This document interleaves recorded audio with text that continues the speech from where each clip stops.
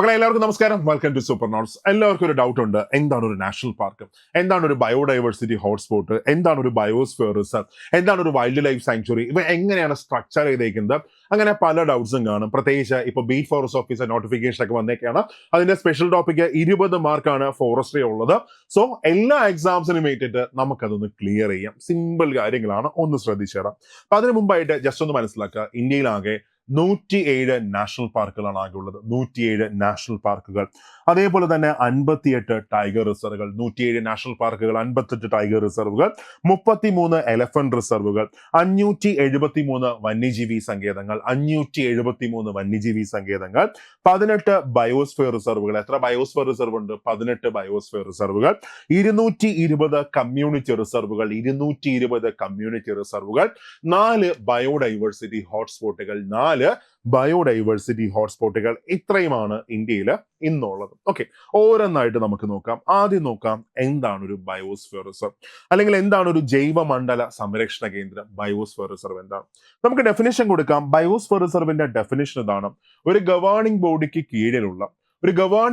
കീഴിലുള്ള വലിയൊരു എക്കോസിസ്റ്റത്തെ നമുക്കൊരു ബയോസ്ഫിയർ റിസർവ് എന്ന് പറയാം. ഒരു ഗവേണിംഗ് ബോഡിക്ക് കീഴിലുള്ള ഒരു വലിയൊരു എക്കോസിസ്റ്റമാണ് ഒരു ബയോസ്ഫിയർ റിസർവ്. ഒരു ബയോസ്ഫിയർ റിസർവിന് സാധാരണ 3 ഭാഗങ്ങളാണുള്ളത്. ഒരു ബയോസ്ഫിയർ റിസർവിന് എത്ര ഭാഗങ്ങളുണ്ട്? 3 ഭാഗങ്ങളുണ്ട്. ഒന്നാമത്തേത് കോറാണ്. ഫസ്റ്റ് വൺ ആരാണ്? കോറാണ്. രണ്ടാമത്തേത് ബഫർ സോൺ ആണ്. നോക്കി, രണ്ടാമത്തേത് ബഫർ സോൺ. മൂന്നാമത്തേത് ട്രാൻസിഷൻ സോൺ ആണ്. ഒരു ബയോസ്ഫിയർ റിസർവിന്റെ മൂന്നാമത്തെ ഭാഗമാണ് ട്രാൻസിഷൻ സോൺ. അങ്ങനെ ഒരു ബയോസ്ഫിയർ റിസർവിന് 3 ഭാഗങ്ങളുണ്ട്: കോർ, ബഫർ സോൺ, പിന്നെ ട്രാൻസിഷൻ സോൺ. ഫസ്റ്റ് കോറിന്റെ ലക്ഷ്യം എന്താണെന്ന് ചോദിച്ചാൽ, അവിടെ സംരക്ഷിക്കപ്പെടേണ്ട ഏതെങ്കിലും ഒരു സ്പീഷീസ് ഉണ്ടെങ്കിൽ, അവിടെ സംരക്ഷിക്കപ്പെടേണ്ട ഏതെങ്കിലും ഒരു സസ്യജന്തുജാലം ഉണ്ടെങ്കിൽ, വംശനാശ ഭീഷണി നേരിടുന്ന ഒരു ഫ്ലോറ ആൻഡ് ഫൗണ ഉണ്ടെങ്കിൽ, അതിനെയാണ് കോറിനകത്ത് പ്രൊട്ടക്ട് ചെയ്യുന്നത്. ഓക്കെ, അല്ലെങ്കിൽ ആ സ്പീഷീസ് വസിക്കുന്ന, അല്ലെങ്കിൽ ഒന്നിലധികം സ്പീഷീസുകൾ വസിക്കുന്ന ആ സ്പേസിനെയാണ് ഒരു ബയോസ്ഫിയർ റിസർവിന്റെ എന്താക്കി മാറ്റുന്നത്? കോറാക്കി മാറ്റുന്നത്. അപ്പൊ അവിടെ മനസ്സിലാക്കുക, ഒരു ബയോസ്ഫിയർ റിസർവിന്റെ കോറിനകത്ത് ഹ്യൂമൻ ആക്ടിവിറ്റീസ് പൂർണ്ണമായിട്ടും റെസ്ട്രിക്ട് ചെയ്തിട്ടുണ്ട്. ഒരു ബയോസ്ഫിയർ റിസർവിന്റെ കോറിനകത്ത് ഹ്യൂമൻ ആക്ടിവിറ്റീസ് റെസ്ട്രിക്ട് ചെയ്തിട്ടുണ്ട്. ഓക്കെ അല്ലേ? എന്ന് വെച്ചാൽ ഫോറസ്റ്റുകാർക്കൊന്നും പോയി കയറിക്കൂടെന്നല്ല, അല്ലാതെ പബ്ലിക്കിന് എന്ത് ചെയ്തിട്ടുണ്ട്? റെസ്ട്രിക്ട് ചെയ്തിട്ടുണ്ട്. രണ്ടാമത്തേത് ബഫർ സോൺ ആണ്.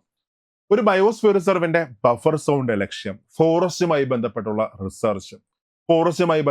റിസർച്ചും ബാക്കി എല്ലാം നടക്കുന്നത് എവിടെയാണ്? ബഫർ സോണിലാണ് നടക്കുന്നത്. എല്ലാ പരീക്ഷണങ്ങളും ബാക്കി എല്ലാം എവിടെ നടക്കുന്നു? ബഫർ സോണിൽ നടക്കുന്നു. ഇനി മൂന്നാമത്തേത് ട്രാൻസിഷൻ സോൺ ആണ്. ഈ ട്രാൻസിഷൻ സോണിന്റെ ലക്ഷ്യം ഇന്റർ കണക്ടിവിറ്റിയാണ്. ട്രാൻസിഷൻ സോണിന്റെ ലക്ഷ്യം എന്ന് വെച്ചാൽ ഈ ബയോസ്ഫിയർ റിസർവിനെ മറ്റു പ്രദേശങ്ങളുമായിട്ട് ബന്ധിപ്പിക്കുക, മറ്റു പ്രദേശങ്ങളെ ബയോസ്ഫിയർ റിസർവുമായിട്ട് കണക്ട് ചെയ്യുക. അങ്ങനെ ഇന്റർ കണക്ടിവിറ്റിയാണ് ട്രാൻസിഷൻ സോണിന്റെ ലക്ഷ്യമായിട്ട് വരുന്നത്. മാത്രമല്ല, ഈ ഫോറസ്റ്റുമായി ബന്ധപ്പെട്ട് ട്രൈബൽസ് ഒക്കെ താമസിക്കുന്ന എവിടെയാണ്? ട്രാൻസിഷൻ സോണിലാണ്. ട്രൈബൽസും ബാക്കി എല്ലാവരൊക്കെ താമസിക്കുന്ന ട്രാൻസിഷൻ സോണിലാണ്. അതേപോലെ തന്നെ ഫോറസ്റ്റുമായി ബന്ധപ്പെട്ടുള്ള ഇൻസ്റ്റിറ്റ്യൂട്ട്സ് എല്ലാം എവിടെ സ്ഥിതി ചെയ്യുന്നു? ട്രാൻസിഷൻ സോണിൽ സ്ഥിതി ചെയ്യുന്നു. ആൾക്കാരൊക്കെ എവിടെ താമസിക്കാറുണ്ട്? ട്രാൻസിഷൻ സോണിൽ താമസിക്കാറുണ്ട്. അപ്പൊ ഒരു ബയോസ്ഫിയർ റിസർവിന്റെ രണ്ടാമത്തെ പ്രഖ്യാപിത ലക്ഷ്യം അവിടെയുള്ള ട്രൈബൽസിനെ, അവരുടെ കൾച്ചറിനെയും കൂടെ എന്ത് ചെയ്യാം? പ്രൊട്ടക്ട് ചെയ്യാം. അങ്ങനെ ഇന്ത്യയിലാകെ എത്ര ബയോസ്ഫിയർ റിസർവ് ആണ് ആകെയുള്ളത്? 18 ബയോസ്ഫിയർ റിസർവ് ആണ് ആകെയുള്ളത്. അതിൽ ഇന്ത്യയിൽ ആദ്യത്തെ ബയോസ്ഫിയർ റിസർവ് ആണ് നീലഗിരി. ഇന്ത്യയിൽ ആദ്യ ബയോസ്ഫിയർ റിസർവ് ചെയ്ത നീലഗിരിയാണ്. 1986 നീലഗിരി ബയോസ്ഫിയർ റിസർവ് സ്ഥാപിതമായിട്ട്. 1986. 3 സംസ്ഥാനങ്ങളിലായിട്ടാണ് നീലഗിരി ബയോസ്ഫിയർ റിസർവ് വ്യാപിച്ചിരിക്കുന്നത്. ആ നീലഗിരി ബയോസ്ഫിയർ റിസർവ് വ്യാപിച്ചിരിക്കുന്ന 3 സംസ്ഥാനങ്ങളാണ്: 1 കേരളം, 2 തമിഴ്നാട്, 3 കർണാടക. അങ്ങനെ 3 സംസ്ഥാനങ്ങളിലായിട്ട് നീലഗിരി ബയോസ്ഫിയർ റിസർവ് വ്യാപിച്ചിരിക്കുന്നു. വെസ്റ്റേൺ ഘട്ടം, ഈസ്റ്റേൺ ഘട്ടം തമ്മിൽ കൂടിച്ചേരുന്ന സ്ഥലം, അല്ലെങ്കിൽ പശ്ചിമഘട്ടവും പൂർവ്വഘട്ടം തമ്മിൽ കൂടിച്ചേരുന്ന സ്ഥലമാണ് നീലഗിരി. നീലക്കുന്നുകൾ കാണുന്നത് കൊണ്ടാണ് ആ സ്ഥലത്തിന് നീലഗിരി എന്ന പേരൊക്കെ വരാൻ കാരണം. മാത്രമല്ല, നീലഗിരിയിൽ കാണപ്പെടുന്ന ട്രൈബൽ ഗ്രൂപ്പ് അറിയപ്പെടുന്ന പേരാണ് തോഡാസ് എന്നൊക്കെ അറിയപ്പെടുന്നു. സോ നീലഗിരിയിൽ കാണപ്പെടുന്ന ആദിവാസി വിഭാഗം അറിയപ്പെടുന്ന പേരാണ് തോഡർമാർ എന്നൊക്കെ അറിയപ്പെടുന്നു. തോഡാസ് എന്നൊക്കെ അറിയപ്പെടുന്നു. ഈ നീലഗിരിയിൽ നിന്നുത്ഭവിക്കുന്ന 2 നദികളാണ്. ഒന്ന് കുന്തിപ്പുഴ, രണ്ടാമത്തേത് ഭവാനിയാണ്. അപ്പൊ നീലഗിരിയിൽ നിന്നുത്ഭവിക്കുന്ന 2 നദികൾ ഏതൊക്കെയാണ്? ഒന്ന് കുന്തിപ്പുഴ, രണ്ടാമത്തേത് ഭവാനിയാണ്. ഓക്കെ, സൈലന്റ് വാലിയിലൂടെ ഒഴുകുന്ന നദി കുന്തിപ്പുഴയാണ്. സൈലന്റ് വാലിയിലൂടെ ഒഴുകുന്ന നദി ആരാത്? കുന്തിപ്പുഴയും. സൈലന്റ് വാലിയിൽ നിന്ന് ഉത്ഭവിക്കുന്ന നദി തൂതപ്പുഴയുമാണ്. ഓക്കെ, ഓർത്തിരിക്കുക, തൂതപ്പുഴ ഭാരതപ്പുഴയുടെ പോഷക നദിയാണ്. തൂതപ്പുഴ ആരുടെ പോഷക നദിയാണ്? ഭാരതപ്പുഴയുടെ പോഷക നദിയാണ്. ഇനി നീലഗിരിയിലെ ഏറ്റവും ഉയരം കൂടിയ പീക്ക്. നീലഗിരിയിലെ ഏറ്റവും ഉയരം കൂടിയ പീക്കാണ് ദോഡബെട്ട. നീലഗിരിയിലെ ഏറ്റവും ഉയരം കൂടിയ കൊടുമുടി ഏതാണത്? ദോഡബെട്ടയാണ്. ഈ ദോഡബെട്ട എവിടാ സ്ഥിതി ചെയ്യുന്നത്? തമിഴ്നാട്ടിലാണ് ദോഡബെട്ട സ്ഥിതി ചെയ്യുന്നത്. നീലഗിരിയിലെ ഏറ്റവും ഉയരം കൂടിയ കൊടുമുടി ദോഡബെട്ട തമിഴ്നാട്ടിൽ സ്ഥിതി ചെയ്യുന്നു. പശ്ചിമഘട്ടത്തിന്റെ ഭാഗമായിട്ട് വരുന്ന ഒരു പീക്കാണ് ദോഡബെട്ട. ഓക്കെ, അതുപോലെ തന്നെ ഓർത്തിരിക്കുക, ഇന്ത്യയിൽ ആദ്യ മറൈൻ ബയോസ്ഫിയർ റിസർവ്. ഇന്ത്യയിൽ ആദ്യ marine biosphere reserve Gulf of Mannar ആണ്.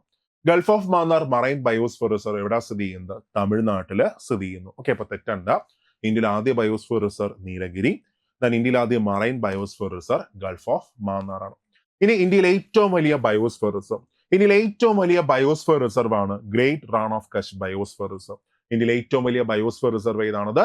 Great Rann of Kutch biosphere reserve ആണ്. ഗുജറാത്തിൽ സ്ഥിതി ചെയ്യുന്നു.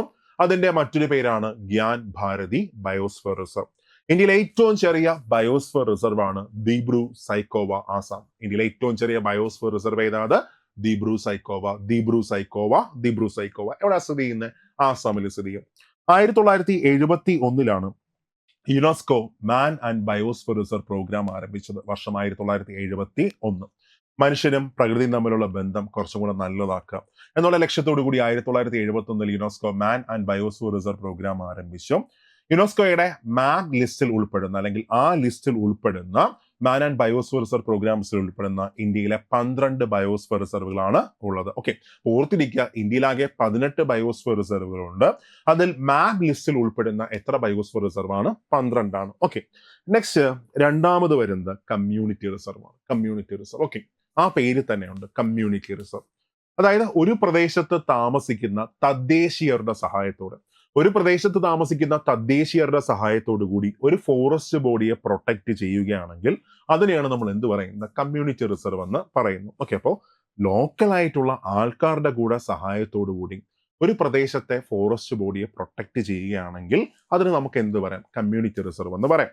അങ്ങനെ ഇന്ത്യയിലാകെ 220 കമ്മ്യൂണിറ്റി റിസർവുകളാണ് ആകെ ഉള്ളത്. ഇന്ത്യയിലാകെ എത്ര കമ്മ്യൂണിറ്റി റിസർവ് ഉണ്ട്? 220 കമ്മ്യൂണിറ്റി റിസർവുകളാണ് ആകെ ഉള്ളത്. ഓക്കെ, കേരളത്തിലെ ആദ്യ കമ്മ്യൂണിറ്റി റിസർവ് ആണ് കടലുണ്ടി വള്ളിക്കുന്നെല്ലാം തന്നെ. കടലുണ്ടി വള്ളിക്കുന്ന് മലപ്പുറം കോഴിക്കോട് ജില്ലകളിലായിട്ട് സ്ഥിതി ചെയ്യുന്ന കടലുണ്ടി വള്ളിക്കുന്നെല്ലാം തന്നെ ഒരു കമ്മ്യൂണിറ്റി റിസർവ് ആണ്. ഓക്കെ, മാത്രമല്ല സാധാരണഗതിയിൽ ഒരു കമ്മ്യൂണിറ്റി റിസർവ് സ്ഥാപിക്കുന്നത് 2 ഫോറസ്റ്റ് ബോഡിക്കിടയിലുള്ള ഈ ഒരു ഇടനാഴിയിലൊക്കെ ആയിരിക്കും സാധാരണ ഒരു കമ്മ്യൂണിറ്റി റിസർവ് ഒക്കെ സ്ഥാപിക്കുന്നത്. 2 ഫോറസ്റ്റ് ബോഡി, ഫോർ എക്സാമ്പിൾ ഒരു നാഷണൽ പാർക്കും ഒരു വന്യജീവി സങ്കേതത്തിനും ഇടയ്ക്ക്, അല്ലെങ്കിൽ 2 വന്യജീവി സങ്കേതങ്ങൾക്ക് ഇടയ്ക്ക്, അല്ലെങ്കിൽ 2 നാഷണൽ പാർക്കുകൾക്ക് ഇടയ്ക്ക്, അവർക്കിടയിലായിരിക്കും ഒരു കമ്മ്യൂണിറ്റി റിസർവ് നോർമലി കാണപ്പെടുന്നത്. അതിന്റെ റീസൺ എന്താണെന്ന് ചോദിച്ചാൽ ഈ വന്യജീവികളുടെ ട്രാൻസിഷനൊക്കെ ഇത് ഭയങ്കരമായിട്ട് ഹെൽപ്പ് ചെയ്യുന്നുണ്ട്. അതായത് വന്യജീവികൾ ഒരു ഫോറസ്റ്റ് ബോഡിയിൽ നിന്ന് അല്ലെങ്കിൽ ഒരു നാഷണൽ പാർക്കിൽ നിന്നും മറ്റൊന്നിലേക്കെല്ലാം എന്ത് ചെയ്യുന്നുണ്ട്? സഞ്ചരിക്കുന്നുണ്ട്. അപ്പൊ സഞ്ചരിക്കുന്ന ആ ഒരു ഭാഗത്ത് ഒരു ഗ്യാപ്പ് ഒന്നും വരാൻ പാടില്ല. അപ്പൊ അതിനുവേണ്ടി അവിടെ എന്തായിട്ട് ഒരു നിലനിർത്തും? ആ ഏരിയ കമ്മ്യൂണിറ്റി റിസർവ് ആയിട്ട് നിലനിർത്തും. എന്താണ് ഒരു കമ്മ്യൂണിറ്റി റിസർവിന്റെ ബേസിക് ആയിട്ട് ചിന്തിക്കേണ്ടത്? ഇത്രയേ ഉള്ളൂ. ഒരു പ്രദേശത്തുള്ള തദ്ദേശീയരുടെ സഹായത്തോടു കൂടി ഒരു ഫോറസ്റ്റ് ബോഡിയെ പ്രൊട്ടക്ട് ചെയ്യുകയാണെങ്കിൽ അതിന് നമുക്ക് എന്ത് പറയാം? കമ്മ്യൂണിറ്റി റിസർവ് എന്ന് നമുക്ക് പറയാം. അങ്ങനെ ഇന്ത്യയിലാകെ 220 കമ്മ്യൂണിറ്റി റിസർവുകളാണ് ഇന്ന് നിലവിലുള്ളത്. ഓക്കെ, നെക്സ്റ്റ് മൂന്നാമത് വരുന്നത് വന്യജീവി സങ്കേതങ്ങളാണ്. വൈൽഡ് ലൈഫ് സാങ്ച്വറീസ് ആണ്. അപ്പൊ വന്യജീവി സങ്കേതങ്ങളുടെ പ്രത്യേകത, ഇതിന്റെ എണ്ണം കൃത്യമായിട്ട് നമുക്ക് പറയാൻ പറ്റത്തില്ല. നമുക്ക് ഗവൺമെന്റ് ഡേറ്റ മാത്രമേ ഉള്ളൂ. ചിലപ്പോൾ സ്റ്റേറ്റിലൊക്കെ ഓരോ വർഷമൊക്കെ പ്രഖ്യാപിക്കാറുണ്ട്, ബാക്കിയെല്ലാം കൂടാറൊക്കെ ഉണ്ട്. നിലവിൽ 573 വൈൽഡ് ലൈഫ് സാങ്ച്വറീസ് ആണ് ആകെ ഉള്ളത്. ഓക്കെ, ഒരു വന്യജീവി സങ്കേതം എന്ന് പറഞ്ഞാൽ ഒന്നുകിൽ ഒരു സ്പീഷീസിന്റെ പ്രധാനപ്പെട്ട ഹാബിറ്ററ്റ്, അല്ലെങ്കിൽ ഒരു ജീവിയുടെ, അല്ലെങ്കിൽ ഒരു സസ്യത്തിന്റെ, അല്ലെങ്കിൽ ഒന്നിലധികം സ്പീഷീസിന്റെ ഒക്കെ പ്രധാനപ്പെട്ട ഹാബിറ്ററ്റ് ആണ്. അവയെ സംരക്ഷിക്കണം. അതിനു വേണ്ടിയിട്ട് ആ ഗവൺമെന്റ് ആ പ്രദേശത്തെ എന്തായിട്ട് പ്രഖ്യാപിക്കുന്നു? ഒരു വന്യജീവി സങ്കേതമായിട്ട് പ്രഖ്യാപിക്കുന്നു. ഒരു വന്യജീവി സങ്കേതത്തിന്റെ പ്രഖ്യാപിത ലക്ഷ്യം എന്താണ്? സ്പീഷീസുകളുടെ സംരക്ഷണം. അവിടെയുള്ള ജീവികൾ, അല്ലെങ്കിൽ വൃക്ഷങ്ങൾ, അല്ലെങ്കിൽ സസ്യങ്ങൾ അത് വംശനാശ ഭീഷണി നേരിടാൻ ഉള്ളവയാണ്, അല്ലെങ്കിൽ അവയെ സംരക്ഷിക്കേണ്ടത് അത്യാവശ്യമാണ്. ആ പ്രദേശത്തെ എക്കോസിസ്റ്റത്തെ സംരക്ഷിക്കാൻ വേണ്ടിയിട്ട് ആ സ്പീഷീസിനെ പ്രൊട്ടക്ട് ചെയ്യണമെങ്കിൽ അവ താമസിക്കുന്ന ആ ഏരിയ എന്തായിട്ട് പ്രഖ്യാപിക്കുന്നു? ഒരു വൈൽഡ് ലൈഫ് സാങ്ച്വറി ആയിട്ട് പ്രഖ്യാപിക്കുന്നു. അങ്ങനെ ഇന്ത്യയിലാകെ 573 വന്യജീവി സങ്കേതങ്ങളാണ് ആകെയുള്ളത്. നെക്സ്റ്റ് നോക്കുക, നാഷണൽ പാർക്കിലേക്ക് പോവുകയാണെങ്കിൽ നാഷണൽ പാർക്ക്, ദേശീയ ഉദ്യാനം. നാഷണൽ പാർക്ക് എന്ന് പറഞ്ഞാൽ ഇത്രയേ ഉള്ളൂ. ഒന്നുകിൽ വംശനാശ ഭീഷണി നേരിടുന്ന ഏതെങ്കിലും ഒരു സ്പീഷീസുകളെ പ്രൊട്ടക്ട് ചെയ്യാനായിട്ട്, വംശനാശ ഭീഷണി നേരിടുന്ന ഏതെങ്കിലും ഒരു സസ്യജന്തുജാലങ്ങളെയൊക്കെ പ്രൊട്ടക്ട് ചെയ്യാനായിട്ട് ഒരു പ്രദേശത്തെ നാഷണൽ പാർക്കായിട്ട് പ്രഖ്യാപിക്കുന്നു. അല്ല എങ്കിൽ അവിടെ സംരക്ഷിക്കപ്പെടേണ്ട ഏതെങ്കിലും ഹിസ്റ്റോറിക് ആയിട്ടുള്ള ഒരു മോണുമെന്റ് കാണും. അവിടെ സംരക്ഷിക്കപ്പെടേണ്ട ചരിത്രപരമായിട്ട് പ്രാധാന്യമുള്ള ഏതെങ്കിലും ഒരു മോണുമെന്റ് കാണും, അല്ലെങ്കിൽ ഒരു കൾച്ചർ കാണും. അവയൊക്കെ പ്രൊട്ടക്ട് ചെയ്യാൻ വേണ്ടിയിട്ട് ഒരു പ്രദേശത്തെ ഗവൺമെന്റ് എന്തായിട്ട് പ്രഖ്യാപിക്കുന്നു? നാഷണൽ പാർക്കായിട്ട് പ്രഖ്യാപിക്കുന്നു. ഓർത്തിരിക്കുക, ഒരു നാഷണൽ പാർക്കിനകത്ത് ശ്രദ്ധിച്ചു കേൾക്കുക, ഇമ്പോർട്ടൻ്റ് ആണ്. ഒരു നാഷണൽ പാർക്കിനകത്ത് ഹ്യൂമൻ ആക്ടിവിറ്റീസ് പൂർണ്ണമായിട്ടും റെസ്ട്രിക്ട് ചെയ്തിട്ടുണ്ട്. ഒരു നാഷണൽ പാർക്കിനകത്ത് ഹ്യൂമൻ ആക്ടിവിറ്റീസ് പൂർണ്ണമായിട്ടും റെസ്ട്രിക്ട് ചെയ്തിട്ടുണ്ട്. ഒരു നാഷണൽ പാർക്കിനകത്ത് ഹ്യൂമൻ ആക്ടിവിറ്റീസ് പൂർണ്ണമായിട്ടും റെസ്ട്രിക്ട് ചെയ്തേക്കുന്നു. സോ ഹ്യൂമൻ ആക്ടിവിറ്റീസ് റെസ്ട്രിക്ട് ചെയ്തേക്കുന്ന ഫോറസ്റ്റ് ബോഡി ഏതാണ്? അത് നാഷണൽ പാർക്കാണ്.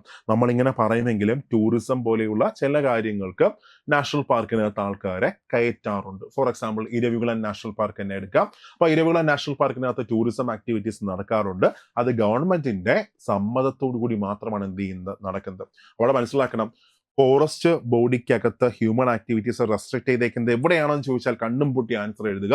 എവിടെയാണ്? നാഷണൽ പാർക്കുകളിലാണ് റെസ്ട്രിക്ട് ചെയ്തേക്കുന്നത്. ഇന്ത്യയിലാകെ 107 നാഷണൽ പാർക്കുകളാണ് ആകെ ഉള്ളത്. അതിൽ ആദ്യ നാഷണൽ പാർക്കാണ് ജിം കോർബറ്റ്, ഉത്തരാഖണ്ഡിൽ സ്ഥിതി ചെയ്യുന്നു.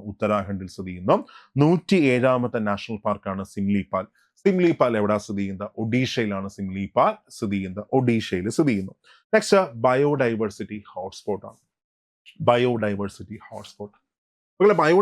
ഹോട്ട്സ്പോട്ട് ഇത്രയേ ഉള്ളൂ. അതായത് ഒരു പ്രദേശത്തെ ബയോഡൈവേഴ്സിറ്റി ഹോട്ട്സ്പോട്ട് ആയിട്ട് പ്രഖ്യാപിക്കണമെങ്കിൽ ഒന്ന്, അവിടെ വംശനാശ ഭീഷണി നേരിടുന്ന ഒരുപാട് സ്പീഷീസുകൾ ഉണ്ടായിരിക്കണം. വംശനാശ ഭീഷണി നേരിടുന്ന ഏതാണ്ട് 1500-ലധികം സ്പീഷീസുകൾ ആ പ്രദേശത്തുണ്ടായിരിക്കണം. രണ്ട്, ആ പ്രദേശത്തെ സ്വാഭാവികമായുള്ള ആവാസ വ്യവസ്ഥയുടെ 70% മനുഷ്യന്റെ കയ്യിരിപ്പ് മൂലം, മനുഷ്യന്റെ പ്രവൃത്തി മൂലം നശിച്ചിരിക്കണം. ഒരു പ്രദേശത്തെ മനുഷ്യന്റെ പ്രവൃത്തി മൂലം അവയുടെ സ്വാഭാവികമായുള്ള ഒരു ആവാസ വ്യവസ്ഥയുടെ 70% നശിച്ചിരിക്കണം. മൂന്നാമത്തെ കണ്ടീഷൻ ഇതാണ്, ആ പ്രദേശത്ത് എന്തെങ്കിലും ഒരു നാശം സംഭവിച്ചാൽ അത് ചുറ്റുപാടിനെ ആകെ ബാധിച്ചിരിക്കണം. ഒരു പ്രദേശത്തെങ്കിലും ഒരു നാശം സംഭവിച്ചാൽ ചുറ്റുപാടിനെ ആകെ ബാധിച്ചിരിക്കണം. ഫോർ എക്സാമ്പിൾ വെസ്റ്റേൺ അല്ലെങ്കിൽ പശ്ചിമഘട്ടം ഒരു ബയോഡൈവേഴ്സിറ്റി ഹോട്ട്സ്പോട്ടാണ്. അപ്പോൾ ഒന്ന് ആലോചിച്ച് നോക്കുക, പശ്ചിമഘട്ടം ഒരു ബയോഡൈവേഴ്സിറ്റി ഹോട്ട്സ്പോട്ടാണ് എന്ന് വെച്ചാൽ ഇത് ഇന്ത്യ ആണെന്ന് സങ്കല്പിച്ച് താഴേക്ക് വന്നു. ഞാൻ ഇന്ത്യയെ ചുമ്മാ റഫായിട്ടൊന്ന് വരയ്ക്കുകയാണ്. അപ്പൊ ഇവിടെ ഞാൻ ആരെ മാർക്ക് ചെയ്തു? പശ്ചിമഘട്ടത്തെ മാർക്ക് ചെയ്തായിരുന്നു. ഓക്കെ, ജസ്റ്റ് ഞാൻ എന്ത് ചെയ്തു? പശ്ചിമഘട്ടത്തെ ഇങ്ങനെ മാർക്ക് ചെയ്തു. ഈ പശ്ചിമഘട്ടം ഒരു ബയോഡൈവേഴ്സിറ്റി ഹോട്ട്സ്പോട്ടാണ്. ഈ പശ്ചിമഘട്ടത്തിന് എന്തെങ്കിലും ഒരു നാശം സംഭവിച്ചാൽ ഇവിടെ നിന്ന് പോകുന്ന സൗത്ത് വെസ്റ്റ് മൺസൂൺ കാറ്റുകളെ തടയാൻ ആരെങ്കിലും ഉണ്ടോ? ആരുമില്ല. അവിടെ പിന്നെ ആ ഭാഗത്ത് മഴ കിട്ടോ? ഇല്ല, മഴ കിട്ടത്തില്ല, ഉറപ്പല്ലേ. അതേപോലെ ഹിമാലയം ഒരു ബയോഡൈവേഴ്സിറ്റി ഹോട്ട്സ്പോട്ടാണ്. ഒന്ന് ആലോചിച്ച് നോക്കുക, ഹിമാലയത്തിന് എന്തെങ്കിലും നാശം സംഭവിച്ചാൽ പിന്നെ ഹിമാലയൻ റിവേഴ്സ് ഉണ്ടോ? ഇല്ല, ഹിമാലയൻ നദികളില്ല. ആർട്ടിക്കിൽ നിന്ന് ഇങ്ങോട്ട് വരുന്ന തണുത്ത കാറ്റുകളെ തടയാനായിട്ട് ആരെങ്കിലും ഉണ്ടോ? ആരുമില്ല. ആ പ്രദേശത്ത് ആകെ ബാധിക്കും. ഓക്കെ, അങ്ങനെ ഇത്രയും കണ്ടീഷൻസ് സാറ്റിസ്ഫൈ ചെയ്യുന്നുണ്ടെങ്കിൽ ആ പ്രദേശത്ത് എന്തായിട്ട് പ്രഖ്യാപിക്കുന്നു? ഒരു ബയോഡൈവേഴ്സിറ്റി ഹോട്ട്സ്പോട്ട് ആയിട്ട് പ്രഖ്യാപിക്കുന്നു. അങ്ങനെ ഇന്ത്യയിലാകെ ഇന്ന് 4 ബയോഡൈവേഴ്സിറ്റി ഹോട്ട്സ്പോട്ടുകളാണ് ഉള്ളത്. ACERT ടെക്സ്റ്റ് പ്രകാരം 3 ബയോഡൈവേഴ്സിറ്റി ഹോട്ട്സ്പോട്ട്, യഥാർത്ഥത്തിൽ 4 ബയോഡൈവേഴ്സിറ്റി ഹോട്ട്സ്പോട്ടുകളുണ്ട്. അങ്ങനെ ഇന്ത്യയിലെ 4 ബയോഡൈവേഴ്സിറ്റി ഹോട്ട്സ്പോട്ടുകളാണ്: ഒന്ന് വെസ്റ്റേൺ ഘട്ടം അല്ലെങ്കിൽ പശ്ചിമഘട്ടം, 2 ഹിമാലയം, മൂന്നാമത്തേത് ഇൻഡോ ബർമ റീജൻ മീൻസ് ഇന്ത്യക്കും മ്യാൻമാറിനും ഇടയ്ക്കുള്ള പ്രദേശമാണ് ഇൻഡോ ബർമ റീജൻ, അല്ലെങ്കിൽ ഈസ്റ്റേൺ ഹിൽസ്, അല്ലെങ്കിൽ പൂർവാഞ്ചൽ എന്നൊക്കെ നമുക്ക് പറയാം. 4മത്തേത് സുന്ദ ലാൻഡ്സ് ആണ്. Okay, Sunda lands. അപ്പൊ സുന്ദ ലാൻഡ്സ് എന്ന് പറഞ്ഞാൽ Indonesia, Malaysia, Brunei, Java, Sumatra ഈ പ്രദേശങ്ങളൊക്കെ ചേർന്ന് വരുന്ന ആ പ്രദേശം, നിക്കോബാർ ഐലൻഡ്സ്, ഇതിനെല്ലാം ചേർത്താണ് നമ്മൾ സുന്ദ ലാൻഡ്സ് എന്ന് നമ്മൾ പറയുന്നത്, അല്ലെങ്കിൽ സന്ദ ലാൻഡ്സ് എന്ന് പറയാം കേട്ടോ. സന്ദ ലാൻഡ്സ് എന്നൊക്കെ പറയാം. ആ സന്ദ ലാൻഡ്സിന്റെ ഭാഗമായ ഇന്ത്യയിലെ പ്രദേശമാണ് നിക്കോബാർ ഐലൻഡ്സ്, ആൻഡമാൻ നിക്കോബാറിലെ നിക്കോബാർ ഐലൻഡ്സ്. അങ്ങനെ ഇന്ത്യയിലാകെ 4 ബയോഡൈവേഴ്സിറ്റി ഹോട്ട്സ്പോട്ടുകളുണ്ട്. SCERT സ്കൂൾ ടെക്സ്റ്റിൽ 3 ആരൊക്കെയാണ്? പശ്ചിമഘട്ടം, ഹിമാലയം, ഇൻഡോ ബർമ റീജൻ. യഥാർത്ഥത്തിൽ 4മതൊന്നും കൂടെ ഉണ്ട്, സന്ദ ലാൻഡ്സ് ആണ്. ആ സന്ദ ലാൻഡ്സിന്റെ ഭാഗമായ ഇന്ത്യയിലെ പ്രദേശമാണ് നിക്കോബാർ ഐലൻഡ്സ്. ഓക്കെ, നെക്സ്റ്റ് നോക്കുക, എന്താണ് ഒരു ഇൻസൈറ്റ് ടു കൺസർവേഷൻ? ഒരുപാട് തവണ ചോദിച്ചിട്ടുണ്ട്. താഴെ പറയുന്നവയിൽ ഇൻസൈറ്റ് ടു കൺസർവേഷൻ അല്ലാത്തത് ഏതാണ്?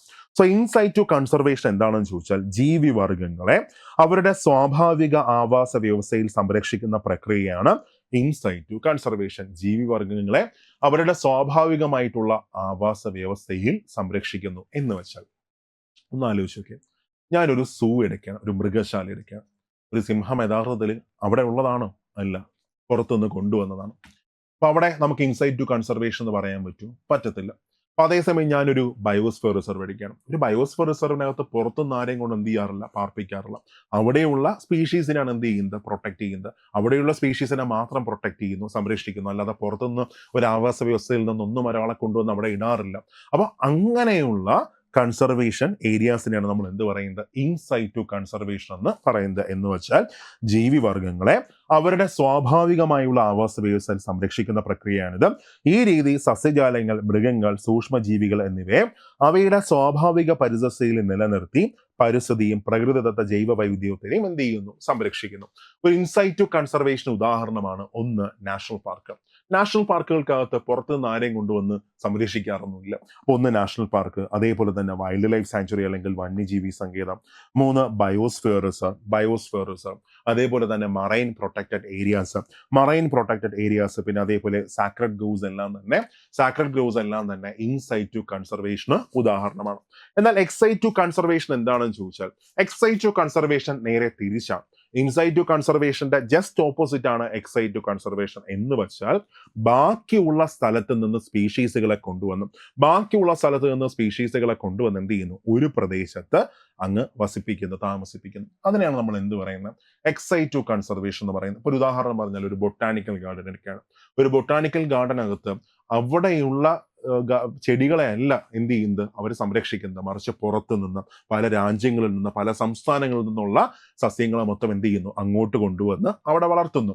അതേപോലെ തന്നെ മൃഗശാല എടുക്കുകയാണ്, സുവോളജിക്കൽ ഗാർഡൻസ് ഒക്കെ എടുക്കുകയാണ്. ഇപ്പോൾ സിംഹത്തിനെ, ഇവിടെ തിരുവനന്തപുരത്ത് ഒരു സൂ ഉണ്ട്, തിരുവനന്തപുരത്ത് ജനിച്ചു വന്ന സിംഹമാണ് അവിടെ ഉള്ളത്, അല്ല, ഗുജറാത്തിൽ നിന്നും ആ പ്രദേശത്തു നിന്നാണ് എന്ത് ചെയ്തേക്കുന്നത്, ഇങ്ങോട്ട് കൊണ്ടുവന്നേക്കുന്നത്. അതേപോലെ കടുവ പെരിയാറിൽ നിന്നാണ് ചിലപ്പോൾ ഇങ്ങോട്ട് കൊണ്ടുവന്നേക്കുന്നത്. അപ്പോൾ അവയുടെ സ്വാഭാവികമായിട്ടുള്ള ഒരു ആവാസ വ്യവസ്ഥ അല്ല അത്, മറിച്ച് പുറത്തു നിന്ന് എന്ത് ചെയ്യുന്നു, ഇങ്ങോട്ട് കൊണ്ടുവന്ന് അവയെ സംരക്ഷിക്കുന്നു. ഇങ്ങനെ നമുക്ക് ഡിഫൈൻ ചെയ്യാം.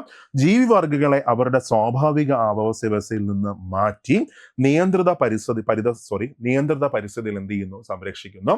ആ പ്രക്രിയയാണ് നമ്മൾ എന്ത് പറയുന്നത്, എക്സൈറ്റ് ടു കൺസർവേഷൻ എന്ന് പറയുന്നു. സോ എക്സൈറ്റ് ടു കൺസർവേഷന് ഉദാഹരണം ആരൊക്കെയാണ്? എക്സൈറ്റ് ടു കൺസർവേഷൻ ഉദാഹരണം ഒന്ന് botanical garden is an example of ex situ conservation.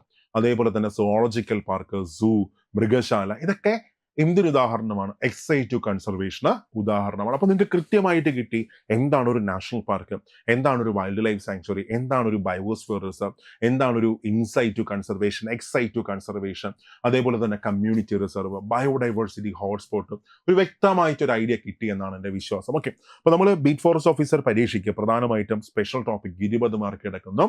കൃത്യമായിട്ട് മനസ്സിലാക്കി നമുക്ക് എന്ത് ചെയ്യാൻ പറ്റണം, പഠിക്കാൻ പറ്റണം.